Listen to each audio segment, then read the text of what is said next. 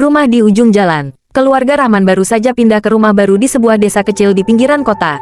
Rumah itu tampak tua namun megah, dengan halaman yang luas dan pepohonan rindang di sekelilingnya. Tertutup rapat oleh tembok tinggi dan gerbang besar. Rumah tersebut seolah berdiri seperti bangunan tersendiri, terpisah dari dunia luar. Meski terlihat agak menyeramkan di malam hari, Aisyah langsung jatuh hati pada rumah itu. Bahkan lebih karena harganya yang jauh lebih murah dibandingkan rumah-rumah lain yang mereka lihat sebelumnya. Mereka merasa sangat beruntung bisa mendapatkannya. Kenapa rumah sebagus ini bisa murah? Gumam Aisyah sambil menata barang-barang di dapur yang luas. Rahman hanya tersenyum sambil membantu mengangkat kotak-kotak. Mungkin pemilik sebelumnya buru-buru pindah. Jawabnya, mencoba tidak terlalu memikirkan perasaan aneh yang menyelimutinya. Hari pertama mereka menginjakkan kaki di rumah baru itu terasa penuh semangat. Meskipun ruangannya terlihat agak usang, dengan cat yang mulai pudar dan lantai kayu yang berderit, Aisyah bersemangat membayangkan bagaimana rumah ini bisa menjadi tempat yang nyaman bagi mereka sekeluarga. Nia, putri mereka yang baru berusia 7 tahun, tampak sangat senang dengan kamar barunya. Itu adalah ruang yang lebih besar dari kamar lamanya di kota, lengkap dengan jendela besar yang menghadap ke taman belakang. Namun, malam pertama di rumah baru itu membawa perasaan yang tidak biasa. Udara terasa aneh, lebih dingin meskipun semua jendela tertutup rapat. Nia yang biasanya tidur nyenyak mulai gelisah. Dia terbangun beberapa kali dan terus merengek minta tidur di kamar orang tuanya. "Kenapa kamu nggak bisa tidur, sayang?" tanya Aisyah sambil memeluk Nia yang meringkuk di ranjang. "Ada orang, Bu, di luar jendela. Dia pakai kain putih." Nia berkata dengan suara gemetar, menunjukkan ketakutan yang jelas di wajahnya. Aisyah hanya tersenyum dan berusaha menenangkan putrinya. "Sayang, itu hanya bayangan pohon. Kamu kan belum terbiasa tidur di tempat baru. Coba tidur lagi, ya." Namun, meskipun Aisyah berusaha meyakinkan Nia, perasaan tidak enak itu terus menyelimuti malam mereka. Rahman, yang mendengar percakapan tersebut, hanya menggelengkan kepala, berpikir bahwa mungkin Nia hanya bermimpi buruk karena lingkungan baru yang asing baginya. Namun, malam berikutnya, kejadian serupa terulang. Nia menangis histeris, lebih keras dari sebelumnya. Rahman yang terbangun langsung bergegas ke kamar anaknya. Di sana, Nia sudah duduk di atas tempat tidur, matanya lebar terbelalak, dan air mata membasahi pipinya. "Ada apa, sayang?" tanya Rahman dengan suara lembut namun mulai terdengar cemas. "Dia ada lagi, Ayah, di luar, di jendela kamar Nia." Nia berteriak, menunjuk keluar jendela dengan tangan gemetar. Rahman, yang merasa tak enak, segera membuka tirai jendela dan memeriksa sekeliling. Tidak ada apa-apa, hanya gelap, tidak ada sosok yang bisa dilihat oleh mata manusia. Namun, Rahman merasakan ada sesuatu yang aneh di udara. Seakan hawa di sekitar rumah itu terasa dingin dan berat. Nia akhirnya tidur kembali setelah Aisyah menenangkannya. Namun perasaan cemas terus menggelayuti mereka. Ketika Nia terbangun keesokan harinya, dia tampak lebih pendiam, seperti ada sesuatu yang mengganggu pikirannya. Seperti kebiasaan mereka duduk bersama saat sarapan. Namun kali ini Nia tidak banyak berbicara. Dia hanya sesekali melirik ke arah jendela kamar dengan ekspresi ketakutan yang jelas. "Kenapa kamu nggak mau makan? Apa kamu takut?" tanya Aisyah dengan suara lembut. Dia bilang, "Dia lapar, Bu," kata Nia tiba-tiba dengan suara yang lebih dalam dari biasanya. Sambil menatap keluar jendela, matanya kosong.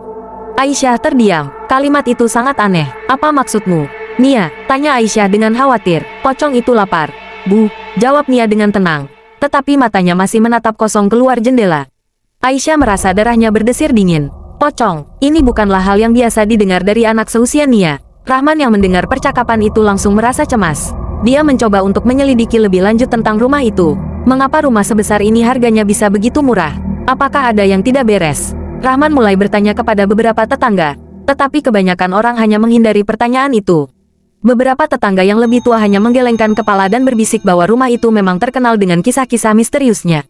Namun, tak ada yang berani berbicara lebih banyak, seakan mereka takut pada sesuatu yang tak bisa dijelaskan. Akhirnya, seorang pria tua bernama Pak Darto yang tinggal tak jauh dari rumah itu bersedia bercerita. Dengan suara berbisik, Pak Darto menceritakan bahwa pemilik rumah sebelumnya adalah seorang lelaki tua yang tidak punya keluarga. Beberapa tahun yang lalu, lelaki itu ditemukan meninggal di kamar yang kini ditempati oleh Nia. Dia ditemukan di sana dalam keadaan tak terbungkus kain kafan yang layak.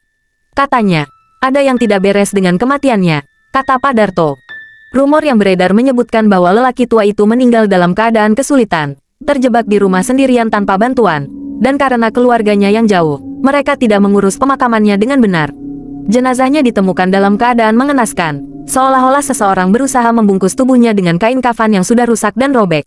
Sejak saat itu, ada yang percaya bahwa arwah lelaki itu masih gentayangan, mencari ketenangan yang tak kunjung didapat. Rahman merasa ngeri mendengar cerita itu. Dia merasa ada sesuatu yang harus dilakukan, dan dia mulai mencari informasi lebih lanjut. Setelah beberapa hari, Rahman menemukan arsip lama di kantor desa yang mengungkapkan bahwa pemilik sebelumnya, lelaki tua tersebut, memang meninggal dengan tragis dan tidak dimakamkan dengan layak. Dengan informasi itu, Rahman dan Aisyah memutuskan untuk mengadakan upacara pembersihan rumah. Malam itu, mereka memanggil seorang ustaz yang dikenal di desa untuk membersihkan rumah mereka.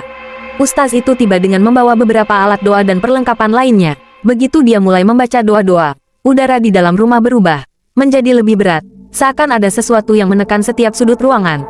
Tiba-tiba, Nia berteriak dan pingsan di tengah ritual. Semua orang terdiam, ketakutan. Ustaz itu segera melanjutkan doa-doanya sambil melambaikan tangannya, dan setelah beberapa saat, Nia perlahan sadar kembali. Namun, kali ini, wajahnya tampak berbeda, matanya kosong, seolah-olah sedang berbicara dengan sesuatu yang tak terlihat.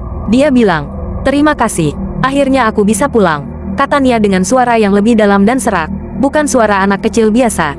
Ustaz itu menutup ritual dengan doa panjang dan memberikan beberapa nasihat untuk menjaga rumah agar tetap aman. Setelah itu, Rahman dan Aisyah merasa sedikit lega, meskipun ada rasa khawatir yang tetap menghantui mereka.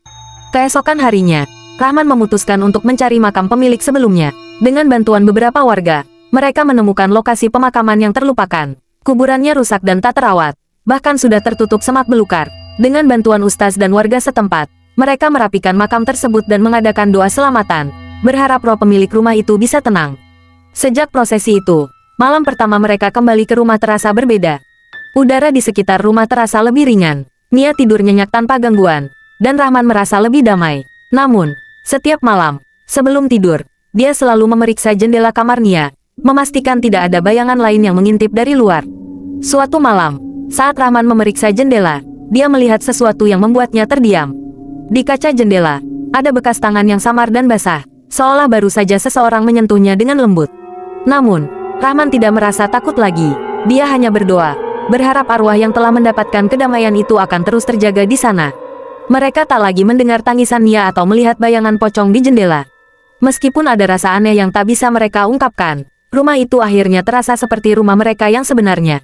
Namun, Rahman selalu merasa bahwa meski gangguan itu telah berakhir, bayangannya akan selalu ada di rumah yang kini mereka huni. Bagaimana pendapat kalian? Apakah ada yang pernah mengalami kejadian mistis atau melihat penampakan secara langsung? Coba tulis di kolom komentar. Jika kalian suka dengan video ini, jangan lupa like, subscribe, dan tekan tanda loncengnya agar kalian menjadi orang pertama yang menyaksikan video terbaru kami. Terima kasih.